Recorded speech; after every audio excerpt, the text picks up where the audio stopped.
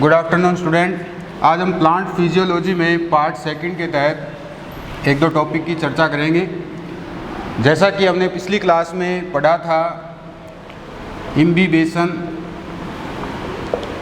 यानी अंतः शोषण, और पिछली क्लास में मैं आपको इसका महत्व बता रहा था। तो महत्व में मैंने एक चीज़ आपको बताई थी, इसका वायुमंडलीय दाब इसका महत्व है। जो बड़ी बड़ी चट्टानें होती हैं उनको खंडित करने के लिए वायुमंडलीय दाब उत्पन्न करवाया जाता है। क्या करते हैं कि जो चट्टानों की दरारें होती हैं वहाँ पर लकड़ी के बड़े बड़े लट्ठे डाल दिए जाते हैं और फिर उनमें जल डाला जाता है, जिससे क्या होता है कि बहुत तेज़ वायुमंडलीय दाब उत्पन्न होता है। और उस वायुमंडलीय दाब की वजह से, चूँकि दाब को बाहर आने के लिए जगह चाहिए, तो वो क्या करेगा, चट्टानों को खंडित कर देता है। तो वायुमंडलीय दाब का महत्व ये है। इसके अलावा जो अंकुरित होते बीज हैं वो जब जल अवशोषित करते हैं तो हम जानते हैं कि बीज के बाहर ये बीज चोल होता है, सीड कोट, और ये सीड कोट काफ़ी महीन होता है। तो ये तो कम मात्रा में जल अवशोषित करता है, जबकि अंदर की जो गिरी होती है वो ज़्यादा मात्रा में जल अवशोषित कर फूल जाती है। चूँकि ये हल्का होता है तो इस वजह से अंदर जो प्रेशर उत्पन्न होता है उसकी वजह से सीड कोट यानी कि बीज चोल टूट जाता है और गिरी बाहर आ जाती है, अर्थात जो बीज है वो अंकुरित हो जाता है।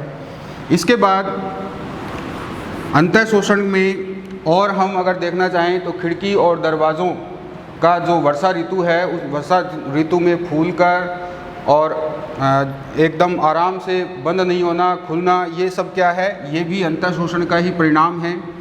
तो इस तरह से हम देखते हैं कि अंतः शोषण जो पादपों में या जो सजीव कोशिकाएं हैं उनमें वायुमंडलीय दाब उत्पन्न कर और अंतः शोषण की प्रक्रिया संपन्न होती है। आगे हम अंतः शोषण के बाद अगला एक बहुत ही महत्वपूर्ण टॉपिक लेकर के चलेंगे, जिसे हम कहते हैं विसरण।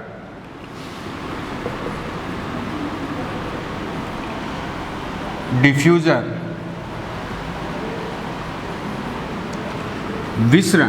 विसरण एक तरह से अगर हम देखें तो ठोस, द्रव और गैस, इनकी गति से संबंधित एक क्रिया है जिसे हम विसरण कहेंगे। अगर हम इसकी परिभाषा की बात करें तो परिभाषा हम इस तरह से दे सकते हैं कि ठोस, द्रव और गैस का अपनी उच्च सांद्रता क्षेत्र से निम्न सांद्रता क्षेत्र की ओर जो गमन है या गति है उसको हम विसरण कहते हैं। और विसरण की गति तब तक चलती रहती है जब तक उपलब्ध माध्यम में साम्य अवस्था स्थापित ना हो जाए। साम्य अवस्था का मतलब ये है कि जो ठोस, द्रव और गैस के जो अणु हैं वो समान रूप से उपलब्ध माध्यम में वितरित या समान रूप से फैल नहीं जाए, तब तक ये विसरण की प्रक्रिया होती रहती है। इसे हम दो उदाहरण से समझेंगे। पहला उदाहरण है इसके अंदर अमोनिया या इत्र की शीशी खोलकर कमरे में रख दिया जाए, कमरे में छोड़ दिया जाए, तो इनकी खुशबू क्या है, पूरे कमरे में फैल जाती है। तो इसका मतलब ये है कि अमोनिया और इत्र ये क्या है, ये द्रव पदार्थ है, गैस पदार्थ है। तो अमोनिया और इत्र जो है, जब उनकी शीशी को हम किसी कमरे में खोल करके छोड़ देते हैं तो फिर अमोनिया और इत्र जो है वो पूरे कमरे में फैल जाता है। इसके अलावा हम इसका दूसरा उदाहरण दे सकते हैं। दूसरे उदाहरण में देखें हम तो एक बीकर में ये जल भरा हुआ है और इस जल से भरे बीकर में हमने डाल दिया है कॉपर सल्फेट का क्रिस्टल। जैसे ही हम इसमें कॉपर सल्फेट का क्रिस्टल डालते हैं तो कुछ समय बाद हम देखते हैं कि ये कॉपर सल्फेट का क्रिस्टल गायब हो जाता है, चूँकि ये जो कॉपर सल्फेट है वो पूरे जल में समान रूप से वितरित हो जाता है। तो ये क्या है, समान रूप से पूरे जल में वितरित हो जाएगा। तो ये भी क्या है, एक तरह का विसरण है। तो इस तरह से हम देखते हैं कि विसरण की प्रक्रिया में ठोस, द्रव और गैस, ये तीनों पदार्थ या इनमें से कोई पदार्थ जब उपलब्ध माध्यम में समान रूप से वितरित हो जाए तब तक ये विसरण की प्रक्रिया चलती रहती है और इस प्रक्रिया को ही हम क्या कहते हैं, विसरण कहते हैं। आगे हम देखते हैं, आपको इसका जो मेन कंसेप्ट है वो आपको याद रखना है।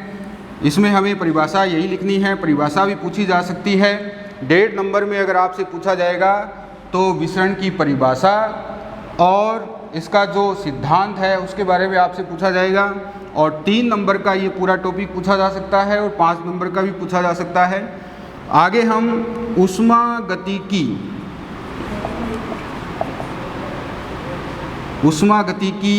का दूसरा नियम, अगर हम ये कहना चाहें कि विसरण की क्रिया ऊष्मागतिकी के दूसरे नियम पर आधारित है या दूसरे नियम के अकॉर्डिंग होती है, तो बिल्कुल सही है। इसमें हम ये बताते हैं कि जैसा कि हम जानते हैं कि ठोस, द्रव या जो गैस है वो पदार्थ, उनके अणु समान रूप से किसी भी उपलब्ध माध्यम में वितरित हो जाते हैं और ये अपने उच्च सांद्रता क्षेत्र से निम्न सांद्रता क्षेत्र की ओर गति करते हैं। तो ऊष्मागतिकी का दूसरा नियम ये कहता है कि ये जो पदार्थ हैं ये अपनी उच्च मुक्त ऊर्जा क्षेत्र से निम्न मुक्त ऊर्जा क्षेत्र की ओर गति करते हैं। ऊष्मागतिकी का नियम क्या कहता है कि जो विसरित होने वाला पदार्थ है वो अपनी उच्च मुक्त ऊर्जा क्षेत्र से निम्न मुक्त ऊर्जा क्षेत्र की ओर गति करता है, और ये जो ऊर्जा है, जो मुक्त ऊर्जा है, वो अणुओं की गति और संख्या पर निर्भर करती है। ये मुक्त ऊर्जा किस पर निर्भर करती है? अणुओं की गति और संख्या यानी सांद्रता हम बता सकते हैं। मुक्त ऊर्जा किस पर निर्भर करेगी? अणुओं की गति और उसकी संख्या पर निर्भर करती है। तो हम यहाँ पर इसके लिए एक और शब्द देना चाहते हैं, ये है रासायनिक विभव, केमिकल पोटेंशियल। तो सीधे शब्दों में हम ये कह सकते हैं कि विसरण की गति की दर किस पर निर्भर करती है? रासायनिक विभव पर निर्भर करती है। तो इस प्रकार से विसरण की दर तब तक चलती रहती है जब तक उपलब्ध माध्यम में साम्य अवस्था स्थापित ना हो जाए, या हम इसे इस तरह से भी बता सकते हैं कि जब तक सांद्रता प्रवणता बनी रहती है, यानी अंतर बना रहता है, तब तक विसरण की क्रिया होती रहती है। और एक समय ऐसा आता है जब साम्य अवस्था स्थापित हो जाती है, माध्यम में साम्य अवस्था स्थापित हो जाती है, तब भी विसरण होता तो रहता है, यानी कि विसरण होगा, लेकिन जो वास्तविक विसरण है, वास्तविक विसरण की जो दर होगी वो कैसी होगी? शून्य होती है। विसरण होगा लेकिन वास्तविक विसरण की दर शून्य होगी, क्योंकि जितने भी आयन हैं वो समान रूप से चारों तरफ फैल जाते हैं, तो वो गति तो करते रहते हैं, चूँकि वो समान रूप से फैल चुके हैं, इसलिए वास्तविक विसरण की गति को हम यहाँ क्या कहेंगे? वास्तविक विसरण दर को हम क्या कहेंगे? शून्य कहेंगे। तो इस तरह से हम देखते हैं कि जो विसरण है उसमें ठोस, द्रव और गैस अपने उच्च ऊर्जा क्षेत्र से निम्न ऊर्जा क्षेत्र की ओर या उच्च सांद्रता क्षेत्र से निम्न सांद्रता क्षेत्र की ओर गति करते हैं। अब हम बात करेंगे स्वतंत्र विसरण की। ये क्या है स्वतंत्र विसरण? Independent diffusion. इंडिपेंडेंट डिफ्यूजन का मतलब ये है कि ठोस, द्रव और गैस के अणु या आयन एक दूसरे को प्रभावित किए बिना या एक दूसरे की सांद्रता को प्रभावित किए बिना माध्यम में समान रूप से गति करते रहते हैं। तो इसको हम दो उदाहरण से समझेंगे, जैसे O2 और जल वाष्प। O2 और जल वाष्प का रंध्रों से बाहर आना और CO2 का पादप जो पत्तियां हैं उनके अंदर प्रवेश करना। यानी दूसरा उदाहरण क्या है, CO2 का अंतर्ग्रहण। O2 और जल वाष्प का बाह्य वातावरण में विसरण होना, जबकि CO2 का अंतर्ग्रहण यानी कि CO2 का बाह्य वातावरण से आंतरिक वातावरण में अंतर्ग्रहण या विसरण, तो इसे हम स्वतंत्र विसरण कहते हैं। और जो विसरित होने वाले पदार्थ या अणु है, ये विसरण की दर इन पदार्थों की जो सांद्रता है उस पर निर्भर करती है। यानी कि ये अपनी अपनी सांद्रता के अकॉर्डिंग विसरित होते हैं, एक दूसरे को ये प्रभावित नहीं करते। जैसे कि हमने देखा कि O2 और जल वाष्प जब वाष्पोत्सर्जन की क्रिया होती है तो रंध्रों से जल वाष्प के रूप में बाहर आता है, और उसी दौरान जो वाष्पोत्सर्जन की क्रिया के साथ साथ ही ऑक्सीजन भी क्या है, बाहर आती है। ऑक्सीजन कब बाहर आती है, ऑक्सीजन बाहर तब आती है जब क्या होता है, प्रकाश संश्लेषण होता है। तो प्रकाश संश्लेषण की क्रिया के दौरान O2 का बाहर की ओर गमन, और वाष्पोत्सर्जन की क्रिया के दौरान जल वाष्प का बाहर की ओर गमन, और इसी तरह रेस्पिरेशन के दौरान CO2 का अंतर्ग्रहण। तो इस तरह से हम ये बता सकते हैं कि स्वतंत्र विसरण में ठोस, द्रव और गैस, इनके जो आयन या अणु है वो एक दूसरे की सांद्रता को प्रभावित किए बिना या एक दूसरे के विसरण की गति को प्रभावित किए बिना विसरित होते रहते हैं। इसके बाद हम बात करते हैं इसके अंदर विसरण दाब की। डिफ्यूजन प्रेशर, विसरण दाब, ये क्या है? देखिए, ठोस, द्रव और गैस, ठोस, द्रव और गैस। विसरण दाब का मतलब ये है कि जो पदार्थ विसरित होने वाला पदार्थ है, या हम ये कहें ठोस, द्रव और गैस के अणुओं में विसरित होने की प्रवृत्ति के फलस्वरूप उत्पन्न एक दाब को हम क्या कहते हैं, विसरण दाब कहते हैं। और विसरण दाब किस पर निर्भर करता है? विसरण दाब निर्भर करता है अणुओं की सांद्रता, उनकी गति पर ये निर्भर करता है। और विसरण दाब के आधार पर अगर हम कहना चाहें विसरण की परिभाषा, तो हम ये बता सकते हैं कि पदार्थ, किसी भी पदार्थ के अणु उच्च विसरण दाब क्षेत्र से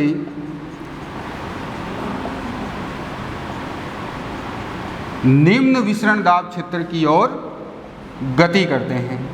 निम्न विसरण दाब क्षेत्र की ओर गति करते हैं। यानी विसरण दाब क्या है? ठोस, द्रव और गैस, या हम इन तीनों का नाम नहीं लेकर के पदार्थ भी बता सकते हैं कि पदार्थ के अणु उच्च विसरण दाब क्षेत्र से निम्न विसरण दाब क्षेत्र की ओर गति करते हैं। तो इस तरह से ये है विसरण दाब। तो विसरण दाब की परिभाषा भी पूछी जा सकती है। विसरण दाब की परिभाषा भी आपको यही लिखनी है कि, एक बार फिर से बता देता हूँ विसरण दाब की परिभाषा, कि किसी भी पदार्थ के अणुओं में विस्तृत होने की प्रवृत्ति के फलस्वरूप उत्पन्न दाब को हम क्या कहेंगे? विसरण दाब कहेंगे। और विसरण दाब को हम किस तरह से बता सकते हैं? जैसे कि मान लो ये एक बीकर है, और जैसा कि हमने देखा कि यहाँ पर हमने कॉपर क्रिस्टल, ये कॉपर सल्फेट का क्रिस्टल डाला है। ये बीकर जल से भरा हुआ है, और जैसे ही हमने इसमें कॉपर सल्फेट का ये क्रिस्टल डाल दिया, तो उसके बाद कॉपर सल्फेट के जो अणु हैं वो इस बीकर में समान रूप से विसरित होना शुरू हो जाते हैं, और एक समय ऐसा आता है जब साम्य अवस्था स्थापित हो जाती है। तो इसका मतलब ये है कि दाब का मतलब ये है कि दाब का जो अंतर है, आपने देखा इसमें कि कॉपर क्रिस्टल जो है वो जो क्षेत्र है वो कम क्षेत्र है, जबकि जल का घनत्व या जल का जो क्षेत्र है वो ज़्यादा है। तो यहाँ पर दाब में अंतर हो गया। और विसरण दाब क्या है? इन्हीं बात पर निर्भर करता है कि इसमें जो भी कॉपर क्रिस्टल का, जो कॉपर सल्फेट का क्रिस्टल है, जब इसके अणु इस माध्यम में समान रूप से वितरित हो जाते हैं, तो हम दो बिंदु लेकर के चलते हैं कि एक तो बिंदु ये है, दूसरा बिंदु ये है। तो इन दोनों के जो बीच की दूरी है, विसरण दाब इस पर भी निर्भर करता है। तो इस तरह से विसरण दाब ठोस, द्रव, गैस या पदार्थ के अणुओं में विस्तृत होने की प्रवृत्ति के फलस्वरूप उत्पन्न दाब को हम विसरण दाब कहेंगे। और विसरण दाब के आधार पर उच्च विसरण दाब क्षेत्र से निम्न विसरण दाब क्षेत्र की ओर जो अणुओं की गति है उसको हम कहेंगे विसरण। तो यहाँ पर हमने देखा कि यहाँ पर क्या है, उच्च विसरण दाब क्षेत्र है और इधर क्या है, निम्न विसरण दाब क्षेत्र है। क्योंकि यहाँ से मान लो कि एक अणु पहले यहाँ निकला, यहाँ तक आया, तो इन दोनों में अंतर हो गया। अभी भी यहाँ पर क्या है, विसरण दाब क्षेत्र अधिक है, तो धीरे धीरे क्या होगा, इधर से विसरण दाब क्षेत्र कम होता चला जाएगा और इस माध्यम में विसरण दाब क्षेत्र बढ़ता चला जाएगा और एक समय ऐसा आएगा जब साम्य अवस्था स्थापित हो जाती है। आगे हम बात करेंगे विसरण को प्रभावित करने वाले कारक। विसरण को प्रभावित करने वाले कारक कौन कौन से हैं? देखिए, विसरण को प्रभावित करने वाले कारकों में सबसे पहले हम बात करें घनत्व की। अब घनत्व क्या है? विसरण की दर किस पर निर्भर करती है? विसरण की दर जो पदार्थ के अणु हैं या पदार्थ के घनत्व के वर्गमूल के व्युत्क्रमानुपाती होती है। विसरण की दर किसके व्युत्क्रमानुपाती होगी?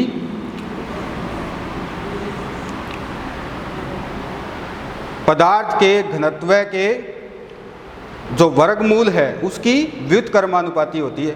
तो इसी आधार पर हम देखते हैं कि ठोस में विसरण दर सबसे कम होती है और ठोस के बाद विसरण दर द्रव की होती है और सबसे ज़्यादा विसरण दर किसकी होती है? गैस की होती है। तो ये घनत्व के आधार पर ही हम बता सकते हैं कि ठोस में ज़्यादा है या द्रव में ज़्यादा है या गैस में ज़्यादा है। तो यहाँ पर हम देखते हैं कि सबसे ज़्यादा विसरण की दर किस में पाई जाएगी? गैस में पाई जाएगी और उसके बाद द्रव में और उसके बाद ठोस में। इसके बाद है माध्यम की सांद्रता। दूसरा है प्रभावित करने वाले कारकों में माध्यम की सांद्रता। विसरण की दर माध्यम की सांद्रता और आपेक्षिक घनत्व के व्युत्क्रमानुपाती होती है। क्या होती है? व्युत्क्रमानुपाती होती है। दोबारा से सुनिए, पहले हमने देखा घनत्व के वर्गमूल के व्युत्क्रमानुपाती और यहाँ हम माध्यम की सांद्रता और आपेक्षिक घनत्व के व्युत्क्रमानुपाती होती है। और ये जो कारक है ये भी यही बताता है कि ठोस में विसरण की दर सबसे कम, द्रव में विसरण की दर ठोस से ज़्यादा लेकिन गैस से कम और गैस में विसरण की दर सबसे ज़्यादा होती है। तीसरा आता है इसमें तापमान। तापमान किस तरह से विसरण की दर को प्रभावित करता है?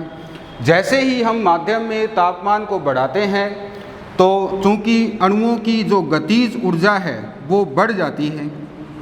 अणुओं की गतिज ऊर्जा बढ़ जाएगी। अणुओं की गतिज ऊर्जा बढ़ने से विसरण की दर भी बढ़ जाती है, क्योंकि जो विसरण की दर है वो पदार्थ के जो गतिज ऊर्जा है उसकी क्या होती है? समानुपाती होती है। इसलिए तापमान बढ़ाने पर अणुओं की गतिज ऊर्जा बढ़ने से विसरण की दर भी बढ़ जाएगी। तो ये है इसको प्रभावित करने वाले कारक, घनत्व, उसके बाद माध्यम की सांद्रता और उसके बाद तापमान। और अब हम इसके चौथे कारक की बात करेंगे जिसे हम विसरण दाब प्रवणता कहते हैं। इसका चौथा कारक क्या है? विसरण दाब प्रवणता। विसरण दाब प्रवणता, डिफ्यूजन प्रेशर ग्रेडियंट, विसरण दाब प्रवणता। इसको हम DPG भी कह सकते हैं।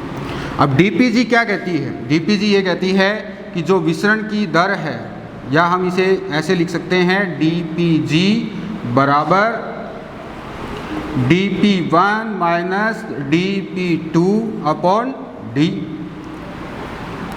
तो यहाँ पर ये सिद्धांत हमें क्या बता रहा है? ये हमें ये बता रहा है कि किसी भी माध्यम में विस्तृत होने वाले अणुओं के जो क्षेत्र हैं उन दोनों का अंतर, जैसा कि मैंने आपको एक बीकर में अभी थोड़ी देर पहले ही समझाया था कि जैसे ये बीकर में जल है और ये कॉपर सल्फेट का क्रिस्टल है। तो ये जब समान रूप से इधर वितरित होते हैं तो जो दो बिंदु हैं, इन दोनों बिंदुओं के बीच की दूरी,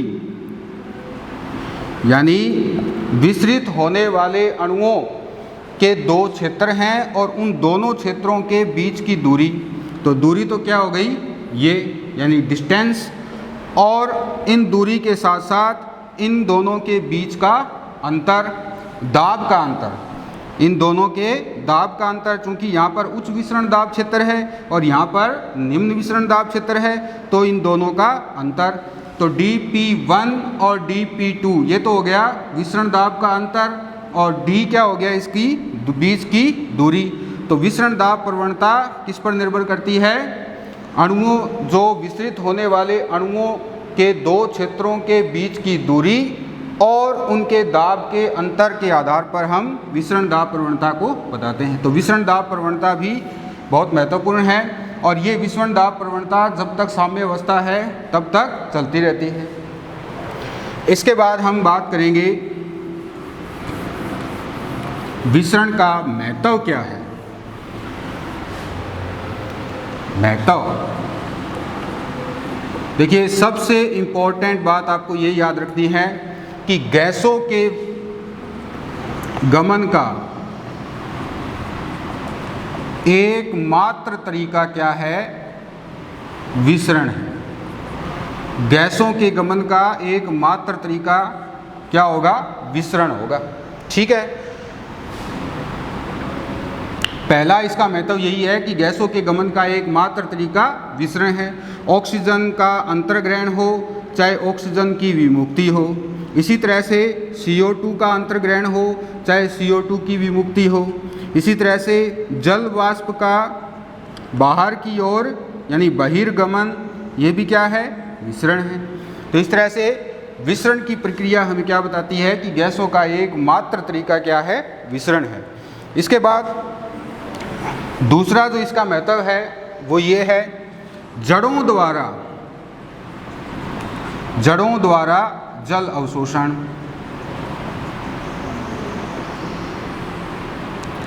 तो जड़ों द्वारा जल का अवशोषण कब होता है, जब जल के अणुओं का बाह्य माध्यम से आंतरिक माध्यम में, यानी कि अपनी अधिक सांद्रता से कम सांद्रता की ओर गति होती है, तब जड़ों द्वारा जल का अवशोषण किया जाता है। तो तीसरा क्या है इसमें, तीसरा है खनिज लवणों का अवशोषण।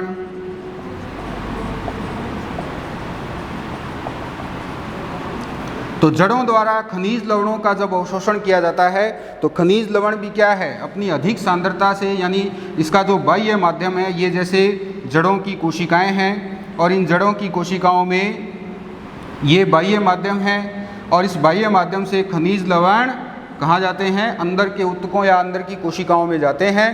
तो इस प्रकार का जो विसरण है वो भी, खनिज लवणों का विसरण कैसे होगा कि जब खनिज लवणों का अवशोषण करेगा कोई भी पादप, उसकी रूट्स, तो वो किस पर आधारित होता है, विसरण पर आधारित होता है। इसके बाद आता है प्रकाश, जल और O2 का रंध्रों से निष्कासन। जल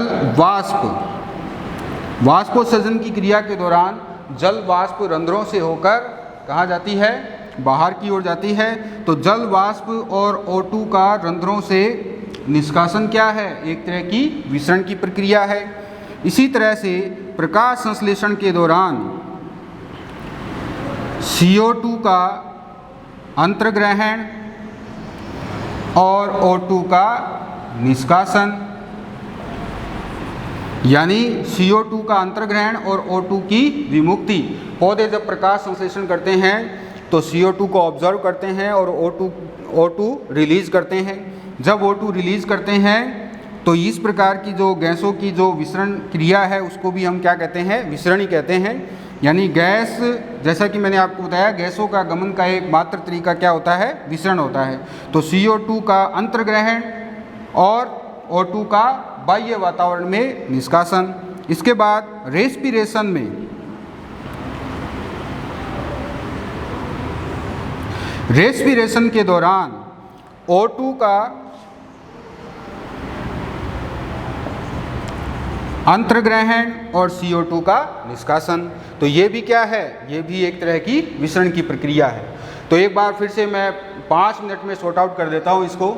विसरण क्या है? विसरण है ठोस, द्रव और गैसों का अपनी उच्च सांद्रता क्षेत्र से निम्न सांद्रता क्षेत्र की ओर जो गति होती है उसको हम क्या कहेंगे? विसरण कहेंगे। विसरण की क्रिया तब तक चलती रहती है जब तक उपलब्ध माध्यम में अणु या पदार्थ समान रूप से वितरित ना हो जाए। इसको हमने 2 उदाहरण से समझा था। कमरे में इत्र या अमोनिया की शीशी को अगर खुला रख दिया जाए तो उनकी जो खुशबू है वो पूरे कमरे में फैल जाती है। इसी तरह से जल से भरे हुए बीकर में अगर हम कॉपर सल्फेट का क्रिस्टल डाल दें तो कुछ समय बाद हम देखते हैं कि कॉपर सल्फेट का क्रिस्टल है वो गायब हो जाता है और जल में समान रूप से वो फैल जाता है, यानी कि जल नीला हो जाता है। तो ये उदाहरण हमें बताते हैं कि विसरण की प्रक्रिया किस तरह से होती है। आगे हमने जाना था कि विसरण की प्रक्रिया ऊष्मागतिकी के दूसरे नियम पर आधारित है, जिसमें विसरित होने वाले अणु अपनी उच्च मुक्त ऊर्जा क्षेत्र से निम्न मुक्त ऊर्जा क्षेत्र की ओर गमन करते हैं और ये मुक्त ऊर्जा अणुओं की गति और उनकी सांद्रता पर निर्भर करती है। और ये विसरण की जो मुक्त ऊर्जा है इसको हम किस तरह से बता सकते हैं? रासायनिक विभव से बता सकते हैं। तो हम सीधे शब्दों में ये भी कह सकते हैं कि विसरण की क्रिया रासायनिक विभव पर निर्भर करती है। विसरण की क्रिया सांद्रता प्रवणता के अकॉर्डिंग होती है, यानी कि जब तक सांद्रता प्रवणता बनी रहती है तब तक विसरण की क्रिया चलती रहती है, और जब सांद्रता प्रवणता यानी कि खत्म हो जाए, यानी कि साम्य अवस्था आ जाए, तब विसरण की प्रक्रिया बंद हो जाती है। बंद का मतलब ये नहीं है कि बिल्कुल बंद हो जाती है, विसरण फिर भी होता रहता है माध्यम में, परंतु वास्तविक विसरण की दर शून्य होती है। वास्तविक विसरण से मतलब ये है कि जैसे बीकर में हमने डाला कॉपर सल्फेट का क्रिस्टल, तो जब तक कॉपर सल्फेट के जो क्रिस्टल में जितने भी अणु हैं वो समान रूप से पूरे जल में वितरित या समान रूप से विसरित ना हो जाए तब तक सांद्रता प्रवणता बनी रहती है, और जब वो पूरे जल में समान रूप से विसरित हो जाते हैं तो सांद्रता प्रवणता शून्य हो जाती है। तो इसका मतलब ये है कि जो वास्तविक विसरण की दर है वो भी कैसी हो जाएगी? शून्य हो जाएगी। इसके बाद हमने जाना स्वतंत्र विसरण। स्वतंत्र विसरण का मतलब ये है कि ठोस, द्रव और गैस के जो अणु हैं वो एक दूसरे की सांद्रता को प्रभावित किए बिना या एक दूसरे के विसरण को प्रभावित किए बिना समान रूप से विसरित होते रहते हैं। और इसमें मैंने आपको एग्जाम्पल भी बताया था कि जल वाष्प और जो O2 है उसका रंध्रों से बाहर की ओर निष्कासन यानी बहिर्गमन, और CO2 का अंतर्ग्रहण यानी CO2 अंदर ऊतकों में प्रवेश करती है। तो इस तरह से हम देखते हैं कि जल वाष्प, O2 और CO2 एक दूसरे को प्रभावित किए बिना समान रूप से विसरित होते रहते हैं। इसके बाद प्रभावित करने वाले कारकों में मैंने आपको बताया कि विसरित को प्रभावित करने वाले कारकों में सबसे पहला आता है घनत्व। तो विसरण की दर जो पदार्थ है या अणु है उनके आपेक्षिक घनत्व के वर्गमूल के व्युत्क्रमानुपाती होती है, इसलिए गैसों में विसरण दर सबसे अधिक होती है। गैसों के बाद विसरण दर द्रव में ज़्यादा होती है और सबसे कम कहाँ होती है? ठोस में होती है। इसी तरह से सांद्रता, जो माध्यम की सांद्रता है वो भी विसरण दर को प्रभावित करती है, और विसरण दर जो माध्यम की सांद्रता है उसके माध्यम की सांद्रता और आपेक्षिक घनत्व के व्युत्क्रमानुपाती होती है। और ये भी हमें यही बताता है कि ठोस में सबसे कम और गैस में सबसे ज़्यादा विसरण की गति पाई जाती है। इसके बाद तापमान बढ़ाने पर विसरण की गति तेज़ होती है, क्योंकि अणुओं की गतिज ऊर्जा बढ़ जाती है, और अणुओं की गतिज ऊर्जा किसके समानुपाती होती है? विसरण की दर के समानुपाती होती है। और इसके बाद आता है विसरण दाब प्रवणता। विसरण दाब प्रवणता, जैसा कि मैंने आपको बताया कि जो विसरित होने वाले अणु हैं उन दोनों के क्षेत्र का जो अंतर है, उनके विसरण दाब क्षेत्र का जो अंतर है उसके और उनकी दूरी के कैसे होते हैं? ये व्युत्क्रमानुपाती होते हैं। तो इसलिए विसरण दाब प्रवणता भी प्रभावित करती है। इसके बाद महत्व में गैसों का गमन का एकमात्र तरीका विसरण है। जड़ों द्वारा जल का अवशोषण विसरण की प्रक्रिया द्वारा होता है। खनिज लवणों का जड़ों द्वारा अवशोषण विसरण की प्रक्रिया द्वारा होता है। और फोटोसिंथेसिस में ऑक्सीजन ऑक्सीजन का निष्कासन और CO2 का अंतर्ग्रहण विसरण की प्रक्रिया द्वारा होता है, और इसी तरह रेस्पिरेशन में O2 का अंतर्ग्रहण और CO2 का निष्कासन विसरण की प्रक्रिया द्वारा होता है। बाकी हम कल करें।